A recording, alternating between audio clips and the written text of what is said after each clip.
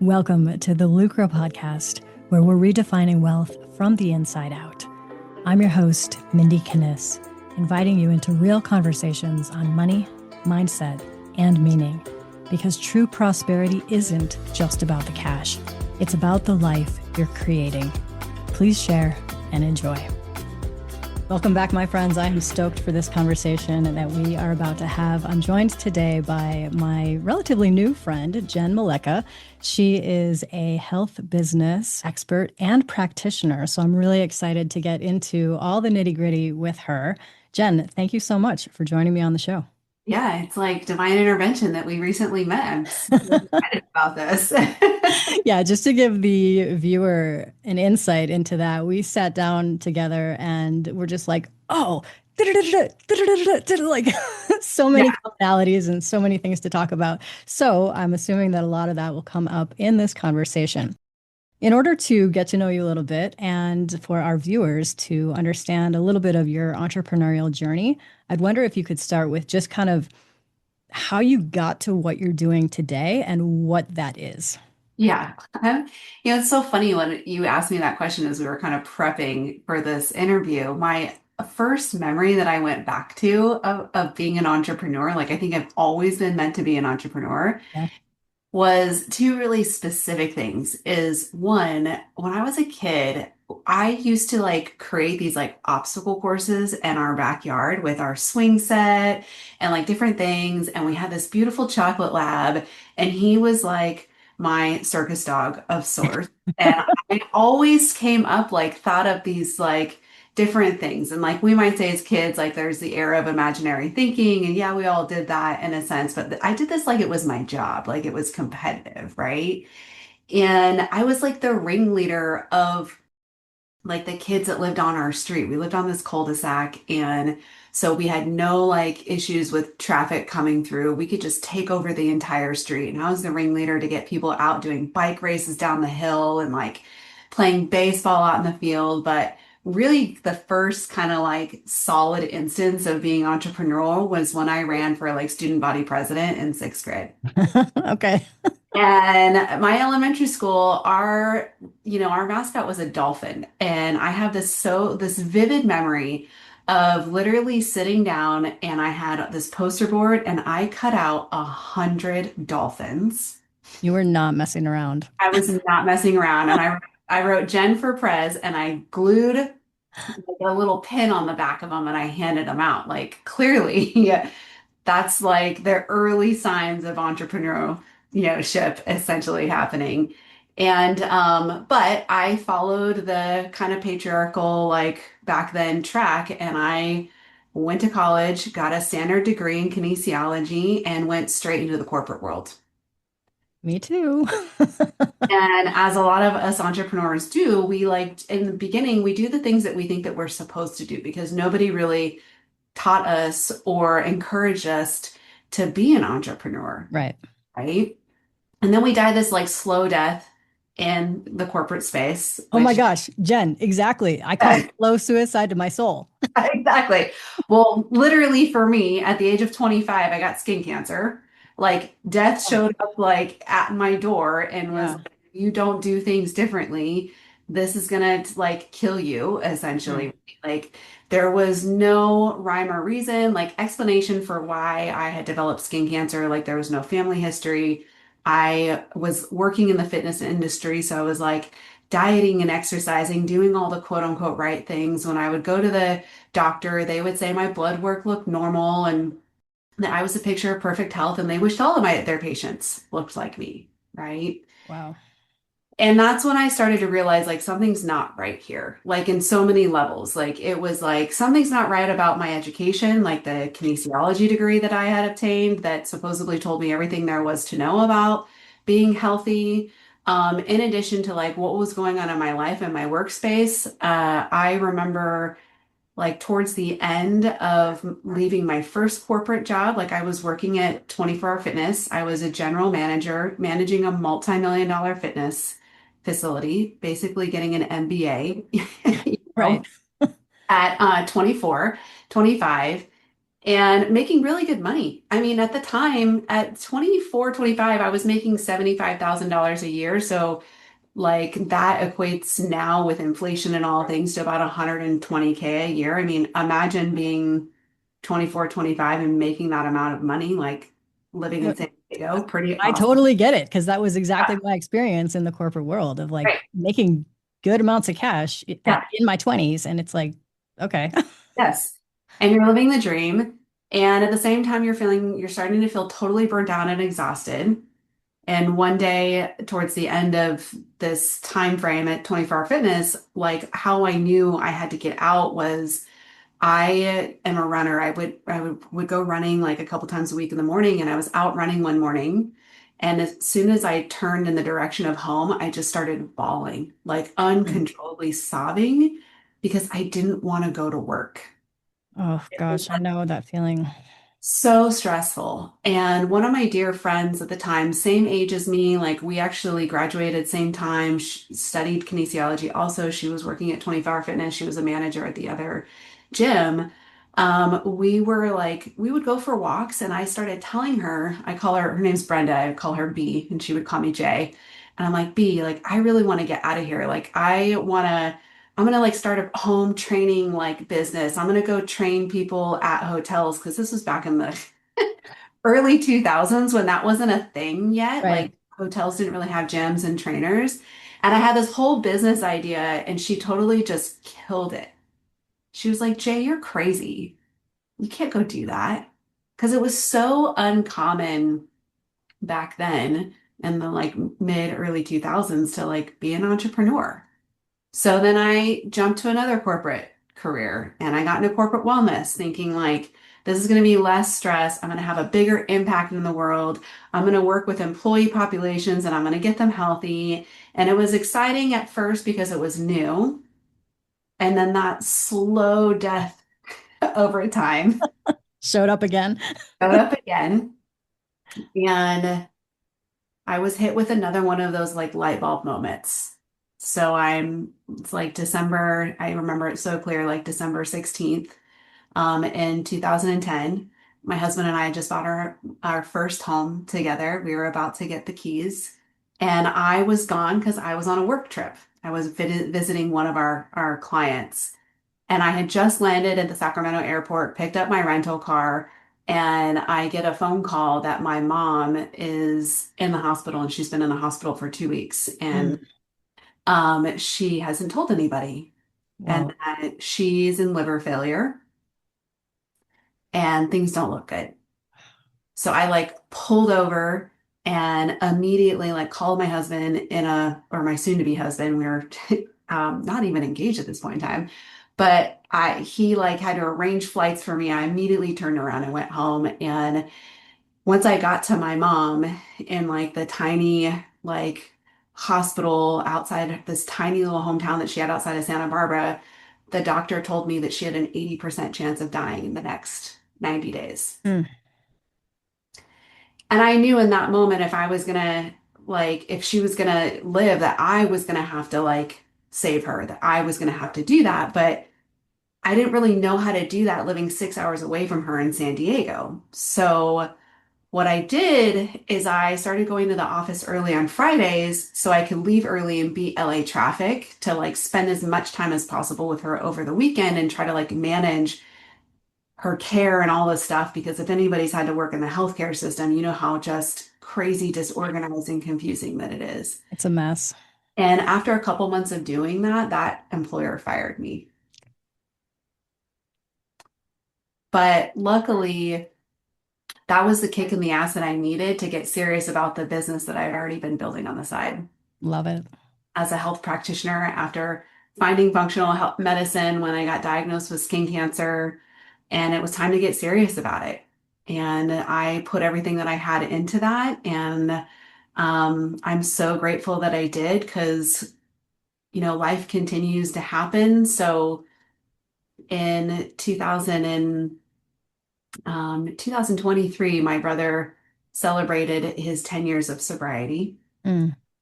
And he told me for the very first time that what got him through those early days was feeling like I was right there doing it with him. Wow. And that was something that I was able to do because of the freedom that I had built into my business and my life as an entrepreneur on my terms, not working for somebody else. And that's why I'm so passionate now about um, guiding other health practitioners in the place of business so that they can create the freedom in their lives to be present for the moments that matter most. Because it's like, what is all this work for if we don't get to enjoy life? Thank you. You know? Exactly. Exactly. So many entrepreneurs that I work with. I love that your dog's hanging out. Yeah. So many entrepreneurs that I work with, it's like we have created this dream that then they have turned into a nightmare of they're constantly, overworking, over committing, over everything. And I'm like, this is of your doing. You Yeah. created this. So Yep. you can also uncreate it. So what I'd love to know is like what are you doing now? What does your work look like? What is your business today? Yeah. I still do like the functional health practitioner work on the very minimal scale at this point in time. I just absolutely am passionate about working with people on their health, like doing lab testing and getting to really help them find the missing pieces of their health puzzle so they can actually fix whatever is going on with their body. Like I've done with skin cancer and Hashimoto's and mold so many times Mm, with myself to actually, feel like your best self. right. And I also love doing that because it keeps me in the experience of the practitioner, like boots on the ground, so that the majority of my focus can actually be in the side of business coaching other functional health practitioners on how to like scale their practice while also having freedom in their life. And while it's, incredibly important for any entrepreneur or any individual, even working in a corporate setting, to have freedom in their life, it is like a responsibility that functional health practitioners do this because we have a responsibility to show up 100% for our clients that we're working for. And we cannot do that if we have an empty cup. And we also have a responsibility to lead by example. When I work with my clients and I'm asking them to prioritize their self-care so that they can heal, I have to be doing it too. Totally. The word that kept coming to mind while you were saying that was integrity. Yeah, Like how can you expect them or tell them? It's like, the I would say regular allopathic medical people who are overweight, unhealthy, whatever, and they're giving someone, right. I mean, maybe they wouldn't be giving nutritional guidance, but giving whatever guidance. Well, they are. Yeah. And it's like, hello, like Yeah. this does not translate. So I love that you're bringing that up is the integration of you and your life, like what you're doing and how that then shows like how you can show up best for your clients. What do Mhm. you find is the biggest challenge these entrepreneurs that you work with, clearly they're passionate people wanting the best, life and world for the collective. What's challenging, especially like right here and now? Oh gosh, I think what's most challenging for especially these like functional health practitioners, but I think this is an extension of all entrepreneurs, is that they're empathic. And I say that because, like in the health space specifically, like it's this empathic feeling of like, we want to help everybody, we want to save everybody. Yes. And I think that that also strings into any entrepreneurial like kind of pursuit because I think that entrepreneurs in general are incredibly intuitive. And that's where they get this drive, this inspiration of all their entrepreneurial ideas. And kind of intuition and like being empathic go hand in hand a little bit Yeah. because that intuition comes from feeling and sensing what's going on in the world around you that then fuels the wellspring, the inspiration of what are the ideas. And they get so like passion driven by the inspiration is that they like sacrifice themselves or they're trying to do too much at once. So they end up like doing a little bit of a lot of things, but like nothing really well because they're trying to attend to everything and everyone versus really like I mean, and then it comes down to like niching down, like getting really clear on where's the direct guiding light zone that you're going to work within that is actually going to have the greatest impact, even though it feels like it's not, right? At the Yeah. beginning. Yeah. I'm laughing because literally everything you just said corresponds so specifically and directly to the coaches that I work with. You Mhm. know, they want to help everybody and help everything and do all the things. And I'm like, that's awesome. And let's bring it in so that, as you said, you can have the greatest impact, like on that narrow niche. And everybody fights me on that. Everybody fights me on, their customer avatar. And I just want to help everybody. I'm like, I understand. And Yeah. not the best business model. Speaking of business model, I want to ask you this because you have a very interesting trait. Lots of us are either the visionary entrepreneur type or the implementer type. For our audience that might not be familiar with those terms, it's like the one with the idea, the inspiration, the thought, the vision versus the one who actually gets the stuff done. Oftentimes those are not the same person. And I'm like decent at implementation. Thankfully, I can get a little bit of it done, but I'm definitely more on the vision side. And you are both. And I want to know how that shows up in your work and like how you maybe don't even need to balance that out or like what does that look like? Because it's very uncommon. I know. It's so funny. I'm an official unicorn. And Totally. gosh, how does that show up? Okay, so it shows up for me like this real 3D practical application. Um, Yesterday I sat down to like have a glass of wine at 5:30 and I was like, "Oh, I need to execute these X things need to be done for this sales cycle that I'm in right now." And I know like I can literally like visually see it in my head and I know exactly what the whole picture looks like. And I went into my system on my CRM and was like, boom, boom, boom, got it done in like 25 minutes. It's so clear to me. Or it shows up like my friend was telling me the other day about how amazing AI is to help you like organize your to-do list and to task things out. And she literally said to me, she's like, but you don't really need that because you kind of already just operate that You have way. that in your brain. Exactly. Like you should see my Asana board. And I do, like I sit down, actually I was going to do it this weekend, but every quarter I sit down and I look at the quarter ahead and I have the vision for what is going to take place. And I can map out the vision of like, here's the affiliate partners I need to work with or the collaboration partners. We're moving them into, this specific like free training that I'm giving. The offer of this training is going to lead to this thing that I'm doing. Then the upsell is going to be here. And then I know exactly like what are all the technical pieces that need to go into play.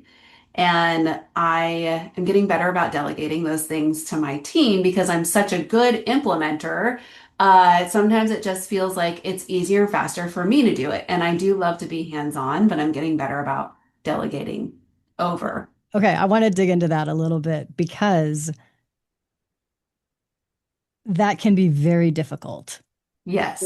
For those of us, I mean, even though like I'm not the greatest implementer on the planet, it's still way faster and easier for me to do whatever it is that I'm doing versus delegating.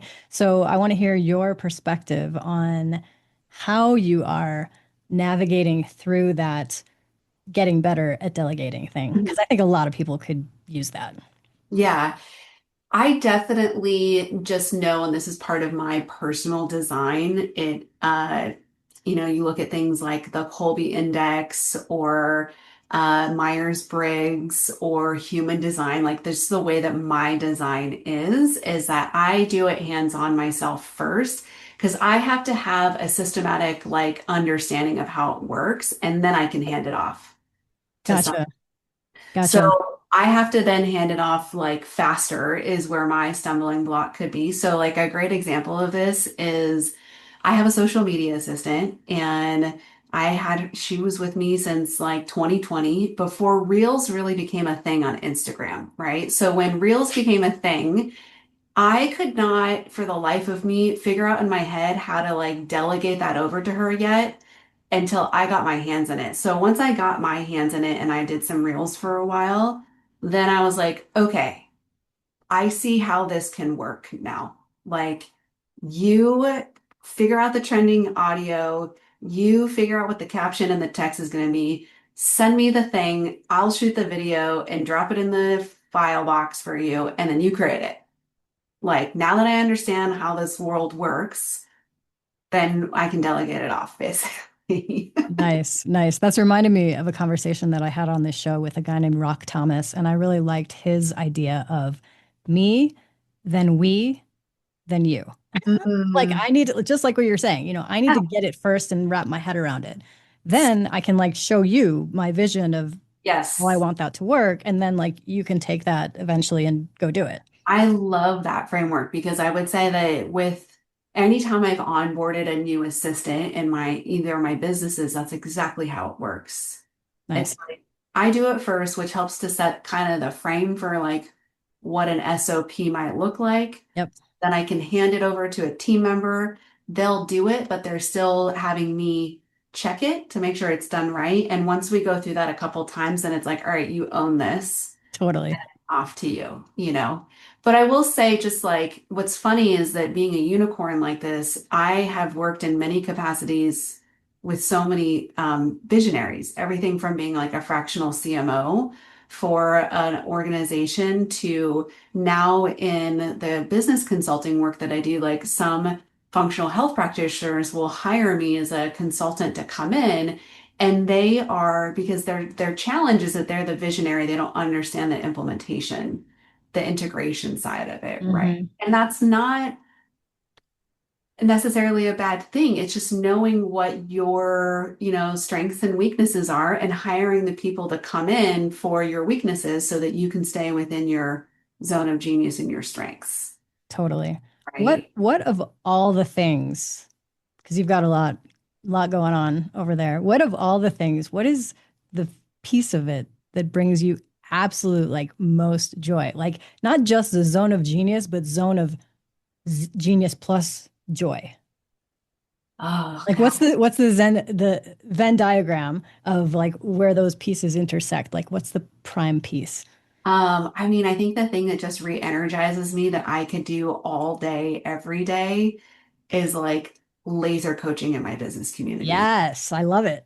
I just, that is like my favorite thing ever. And we do it, I have like in my group programs, like we're doing it a couple times a month. I just implemented these new kind of like 3 hour business success planning workshops where I'm teaching them what I'm doing in my business. Like we're going to look at the quarter ahead. We're going to see where you at are revenue wise right now. We're going to come up with the actual like strategies that you're going to execute daily, weekly, like monthly to get to where your next like money milestone is, basically. Nice. And I bring them up for like 3 to 5 minute laser coaching, and I could just do that forever, like all day long. I totally get it. Yeah, coming out of an experience like that, having that boost of just all that goodness internally, my husband always called that post-coach glow because like I'd be like coaching somebody and then I'd be, just as you're saying, like you can do it forever. It's so energizing, it's so amazing. And then he'd be like, "Oh, you got your post-coach glow on." Yes. I'm probably like that too. We just did a like a 2 day virtual event. It was like 6 hours each day, and I was like the basically the MC, and I'm like laser coaching, and the team was like, "You need a break." I'm like, "No, I'm fine." You're like, "I'm good, baby. Let's go." It's like Awesome. it just tapped my vein. I'm in. Like we're good. I hear you. I hear you. I'm the same way. So, on this show, I have a framework that helps people who are watching or listening get the details around like how all this stuff works for you. I think it's very helpful for people to get like almost a visual of, what your day looks like and different things like that. So, this acronym is called HERB, HERB. I'm going to walk you through each step. We'll go one by one. The H stands for habits. What are some of your habits that really sustain and support the productivity that you have and also like reaching those visions that you have created? So first and foremost is my daily like self-care routine. And Okay, what does that include? yeah, I was going to get into details. I'm like, so my mornings are dedicated to 100% me until at least 9 or 10 a.m. Like Nice. I'm up at 5:30. And I'm so routine. I'm so regimented, which is part of my human design. So it's also a little bit of a unicorn on that design element, but it's like I'm up at 5:30. I'm in the gym by 6. I take this dog back here for a cool down spin around the block. Basically, I do a detox bath in the morning time, take my supplements, prep my coffee, and on Mondays, very specifically, I actually go down to the beach and I meditate for about 30 minutes Mm. on Mondays. Tuesday, I do that. I run to the beach and then I sit there and I meditate for a minute because that's kind of my grounding place. And then I'll usually have my first call or kind of take work at like 9, somewhere between 9 and 10, basically. And in the middle of the day, I most days have my lunch break is like 90 minutes, knowing that I might slide a little bit into it or like cut it short a bit so that I can give myself a nutritious meal, take a mental break, and also go for another like 15-20 minute spin around the neighborhood with the doggo. And in the evening, I get done anywhere between 6:30 and 7. I really find that my energy for like one-on-one client sessions is the best, like 2:30 till about 6:30. So I get done at 6:30, cook myself a nice meal. We go for a family dog W at that time. Can't say the word Right, because right. I totally knew what you were doing. yeah. And then I do a detox routine at night, which right now entails like nebulizing some glycine and a coffee enema and taking a shower before I hit the pillow at 9:45. Wait, That's it. hold on. A coffee enema? Mhm. Does that and the caffeine does not impact your sleep? Some people it does. Some people are more sensitive than others, Okay. but for me, it's like Like it I'm a all, big fan of a coffee enema. I love them. But I yes. don't know that I would do it at night. Yeah, it actually stimulates your parasympathetic nervous system and vagal tone as well too. So it can be very Amazing. relaxing. Yeah, Huh, very yeah. cool. I Al- might have to test it out. Also, when I binge watch my favorite shows, at 30 minutes a time while I'm like doing my coffee enema, that's when I get in my TV time. What are you watching these days? What am I watching these days? Well, Ginny and Georgia, is that what it's called? Ginny and Georgia just came on Netflix, back on Okay. Netflix, so that's on. And The Residents, I um, haven't seen it on yet. Netflix, so with the lady from Orange is the New Black, Hmm. it was like the bipolar lady in there. So it's so fascinating for me to see her in this type of role as like a detective in the show, and it's like real kitschy funny. So highly recommend. Nice. Nice. All right, so let's move on to the E. The E in herb stands for environment. And while I can see I was commenting to you earlier how I love the color of your walls, and I can see, a little bit of your space, but like, how do you set up your environment best for work? And that could be your office, your home, car, whatever. Like, talk to me about your environment. Yeah. When I'm here at home, I mean, this space that you're seeing right now has been cultivated over the years. I mean, I could show you all the walls. There's like crystals and plants and all kinds of things, natural light happening in here. What has been really helpful for me is hardwiring my computer.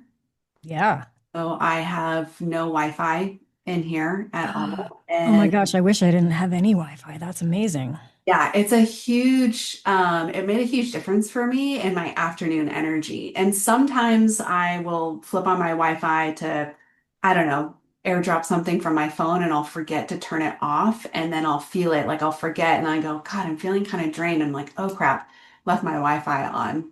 Wow. So I've had somebody come out to my house and kind of do all of the like voltage readings around our home and minimize the voltage in here as much as possible. And blue blockers are a lifesaver. I don't leave home without them. So anywhere that I'm traveling for work, I travel a lot, by the way, whether it's work conferences or for pleasure. My EMF protective clothing and my blue blockers are lifesavers. I love that. Mhm. I'm going to kind of segue just briefly here to talk about travel. For me, travel, while it's fun and enjoyable, obviously that's where we met in Arizona at CHS. And it's also very, I would say, disruptive to my energy because I'm similar to you. I'm very routined. I'm like, I got, my stuff and my space and like how I normally do things. And then travel tends to very much disrupt that. Do you find that, or have you found a way to better maybe transition from, work travel to home to wherever else you're going? How does that work for you? Yeah, I'm the opposite of you. So Good, I can learn from you then. yeah, I like literally crave travel. When I started working from home, my husband was still working in the corporate space, and I realized real quick, I was like, if we don't leave for like a weekend a month, I'm gonna lose my shit here. Like, Right. I'm gonna go stir crazy. Wait, hold on. Are you an introvert or an extrovert? On the Briggs, I'm an extrovert. Okay, Yeah. so that I'm answers part of that. Yeah, and I'm also, I think this is where it's really interesting as an entrepreneur to get into your design from all these elements, like understanding your Briggs to your Colby to like my human design. I get a lot of my inspiration from experience. So I think that's where my desire to be out in the world, to travel, like I could go to Paris. I will take long weekends to Paris. Like I will leave San Diego on a Wednesday night and get to Paris on a Thursday and I'll fly home on a Monday. Oh my Like gosh. that is like the best thing to me. And all I want to do is sit, in a cute little cafe on a cobblestone corner and sip coffee espressos in the morning and then wine in the evening. And like people watching is like my favorite pastime, right? Right? But on that point, like I think where I thrive with it, Mindy, is that I have learned to take my routine on the road. Mm, So being on the road does not break my routine at all. I'm still up that's with good. the sun. I'm still moving my body in the morning time. I am like, we've created the balance when it comes to like checking email. So it's really nice. Like when we're in Europe, it's like you kind of check email in the morning time, just like check the boxes, go out and explore, adventure, come back in the afternoon when it's like everybody in the Europe is taking a siesta anyways, and kind of like clear the inbox. And then you go back out in the evening time for a nice dinner, like Nice. works perfectly in my mind. We do that. Like spend part of our time in Maui also, and that's the same routine that we have there. So the hardest part of being on the road is like where I'm sitting with you right now. I have dual monitors, so I'm hyper productive on multiple screens. It slows me down a little bit to be on like just my singular like Like laptop, smaller screen. Yeah. but still doable. Nice. Nice. Cool. Well, let's go to the R. The R in herb is resources. Now, that can be books, courses, programs, whatever, any kind of resource that you have found super valuable in your own journey as an entrepreneur, in something in personal development, whatever comes to mind. But I'd love to hear a few of your top recommendations for resources. So I'll say one of my favorite books, which every entrepreneur needs to read, is 10X is Easier Than 2X by Dr. Ben Hardy. That book changed my Yeah, life. It yes. truly did. And don't just you're like I read it, I have gone through it twice Audible, but I also like my assistant read it and she started showing up going, "Is that a 10X activity for you? Should I be doing that?" And I was like, Nice. "Yes." Right?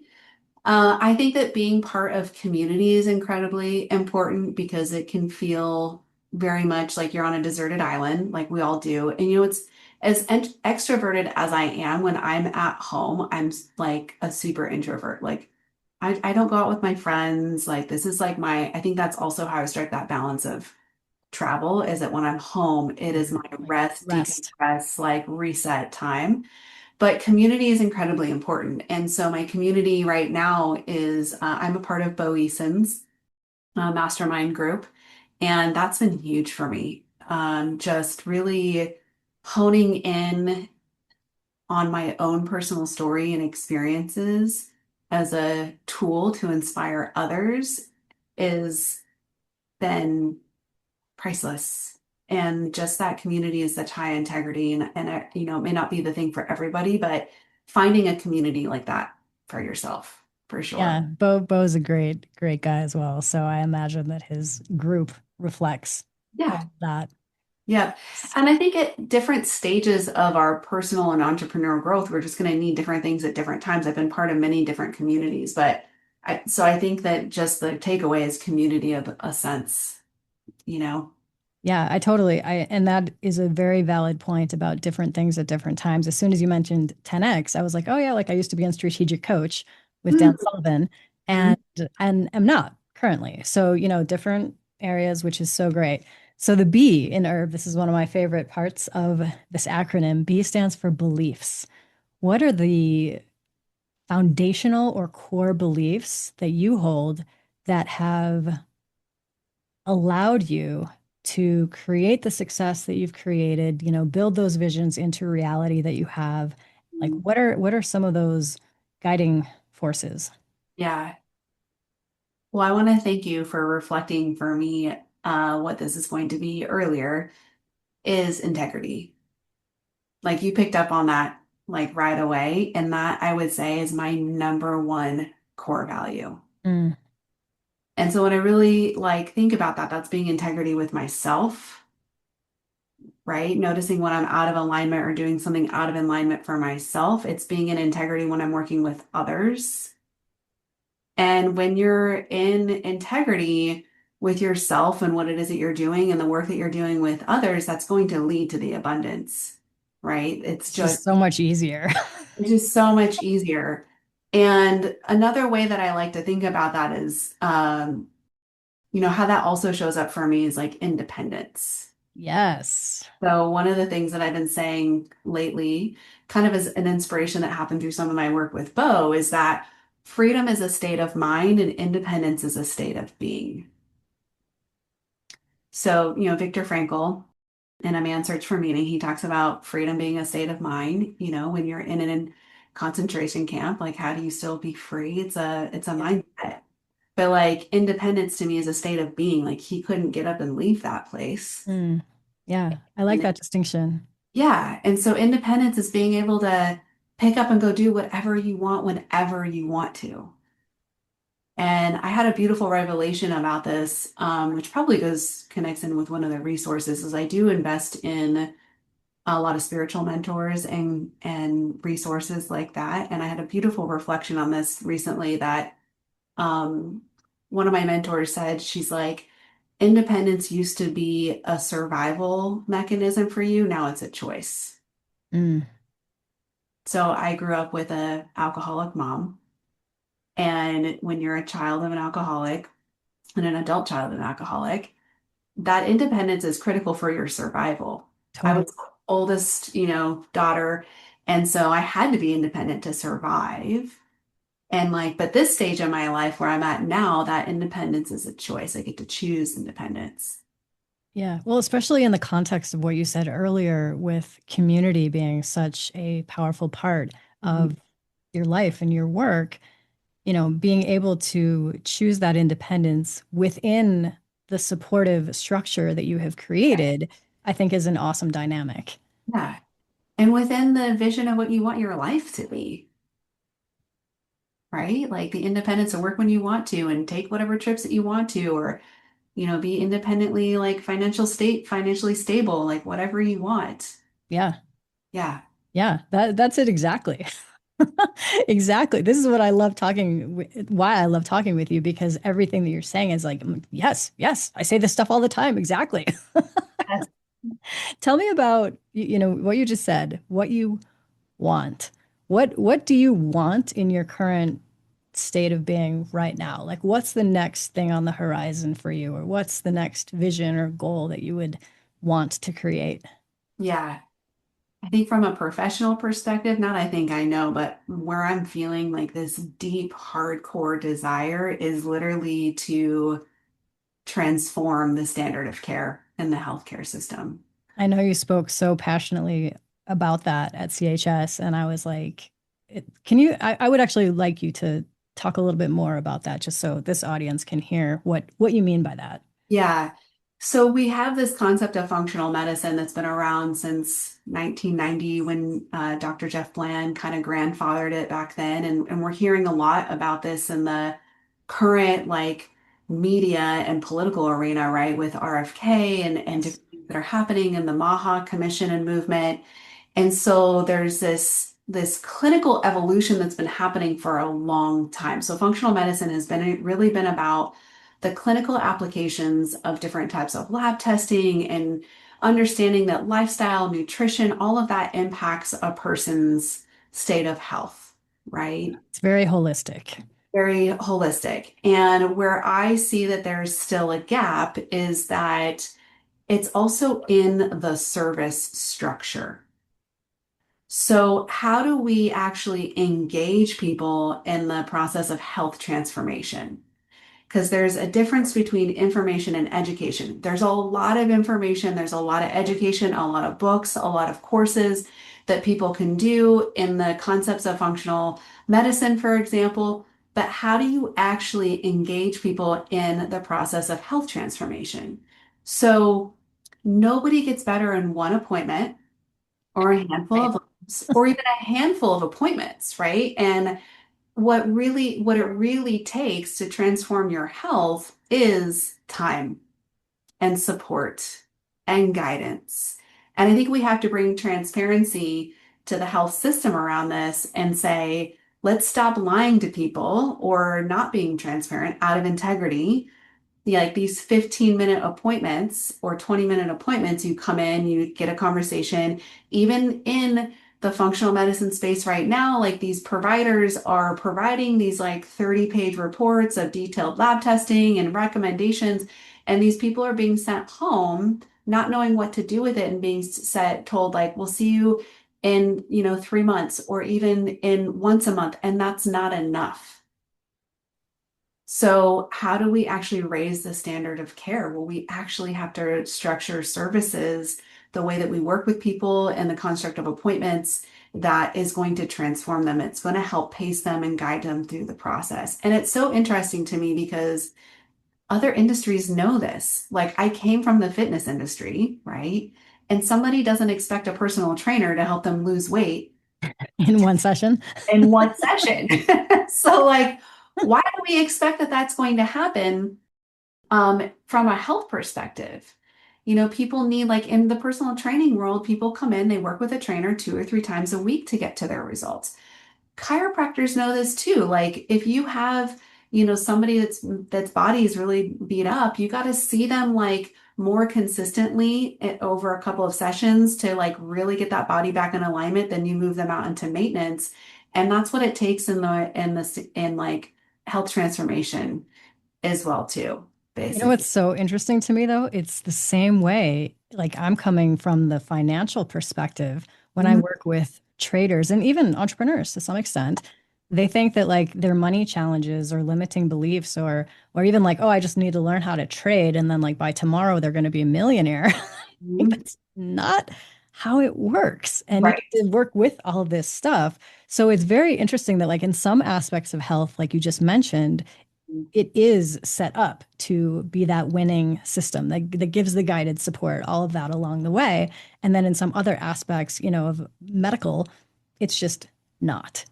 Right. And we got to sit in a room with, Callie Means and recently at that meeting. And had there been more time to ask him questions, one of the things that I see as a possibility for the future is actually incentivizing practitioners and consumers to go outside the traditional system because the current healthcare system is the incentives are not aligned for preventative care to ever survive there or even chronic 100%. disease management. So, what the traditional system is really good at, as it always has been, is acute emergency care. Right. So, how My do arm is falling off. Let's fix it. right. And so it's not, I don't really think it's about changing the current system. I actually think it's about creating a new system. Oh, nice. That's so A much. new That's better. and I was thinking about this the other day, so I think you'll love this, is think about all other types of insurance that we might acquire in our life, right? Like you have car insurance, homeowners insurance, you've got business insurance. There's no other insurance out there that you pay for, it takes care of maintenance, right? Like Mm, car yeah, insurance doesn't take care of maintaining your oil or your tire rotations. All other insurances are designed for those catastrophic events, right. those emergency situations. And that's really what the concept of insurance was originally for, which also then creates responsibility for us as car owners to maintain our cars so they don't break down on the road, right? Yeah, So we have to realign incentives, but we also have to like create a structure that will actually engage people, help them change their health because they need the guidance. Like it doesn't just happen. And anything in life, like you're saying, we want to ride a bike, we want to learn how to do anything. It takes time. yeah. But I want it yesterday. Yes, I know. And Right. all right, Jen. Well, I have one final question for you. When I started this show, it really was about my own journey of like trying to figure out money as an entrepreneur and like healing some financial issues that I had had in my own life. So, one of the things that I started asking every guest on this show was, how would you define wealth? Oh gosh. I love that you asked this question because um, I think we all have a different definition of success or wealth. Exactly, which And is so, why I love asking everybody. I'm like, tell yes. me yours. And so I like to reframe this for people because we get so hung up on the dollar, like the money element of it, right? And Yep. that's like you said, like it's tied to so much money, generational money stuff, like all Oh, kinds of things. So it's like if we were to strip away the context of money from from the definition of wealth or success, what does that look like for you? yeah. So for me, that is like that independence, like having complete independence to pick up, hop on a plane, go visit, do whatever I want, like be like working in joy all the time. I'm never going to be one of those people that doesn't work. So it's just not how I'm, configured. And it's just living the most joyful life ever. Like I get so much joy out of my self-care routine. Like the more that I can do those things, that to me is wealth, that I have the ability to do those things. I love it. That's so very tied into what I would say as well. It's like the freedom to do whatever you want, whenever you want, with whomever you want, all of those things, having all of those choices. Mhm. If our audience is interested in learning more about you, learning more about your work, where would you like them to go? Yeah, I love to hang out over on Instagram and interact with people over there, share information and just chit chat. So you can find me over there as Holistic Health Boss with a W. So it's WH, like whole Holistic. food. Okay. And that's also my website where we can connect as well too. I've got a newsletter from the health perspective, also for business perspectives for those health practitioners that are out there and content over there also. So yeah, thank you. Awesome. Well, Jen, this has been fantastic. I've enjoyed getting to know you even more. And I know that my audience will be delighted with this conversation as well. So thank you so much for your time and energy right here. Yeah, thanks for having me.